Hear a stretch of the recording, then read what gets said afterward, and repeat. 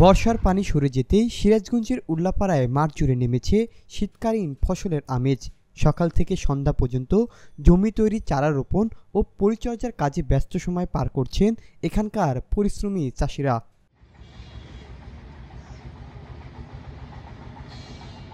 চলতি মৌসুমে উপজেলার মোহনপুর, দুর্গানগর, হাটিকুনুল, বড়পাঙ্গাসী, বালনা ও কয়রা ইউনিয়নে বিস্তীর্ণ মাঠ জুড়ে চাষ হচ্ছে ফুলকপি, বাঁধাকপি, টমেটো, বেগুন, সিম, গাজর, মূলা ও লাউ সহ নানা জাতের শীতকালীন সবজি।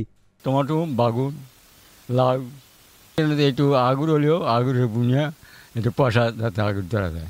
কপিতে মনে করেন যে ক্ষীরাতে তাও মনে হয় যে 10,000 15,000 সার মার দিয়ে ওই দিয়ে 15,000 এরকম পরে। এই মরিচ বুনছি, কপি বুনছি আর ক্ষীরে লাগাছি আর লাউ লাগাছি। মাঠে বর্ষার পানি নামতেই আগাম সবজি চাষে ব্যস্ত হয়ে পড়েছেন উল্লাপাড়ার কৃষকেরা।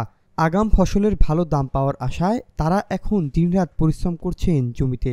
পেঁয়াজ গাছছি, 5 মণ পেঁয়াজ গাছছি, তার দাম হলো 22,500 টাকা খরচ হয়েছে। আবার বেগুন লাগাচ্ছি, এখানে বেগুনের মেলাটাই খরচ বেরোন দেয়। সার মার দিছি অনেকটা হারি।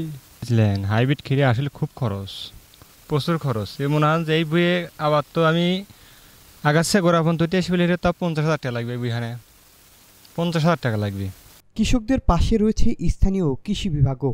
আগাম ফসল উৎপাদনে প্রয়োজনীয় সার, বীজ সহ কারিগরি সহায়তা দেওয়া হচ্ছে নিয়মিত।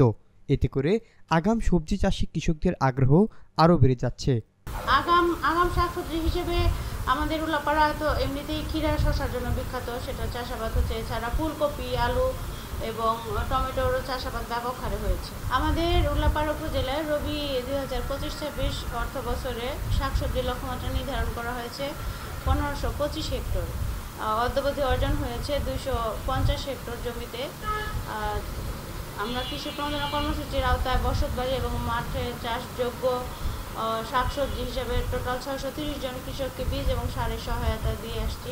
ইতিমধ্যে বাজারে উঠতে শুরু করেছে আগাম সবজি। ভালো দামে বিক্রি হয়, কৃষকদের মুখে ফুটেছে হাসি।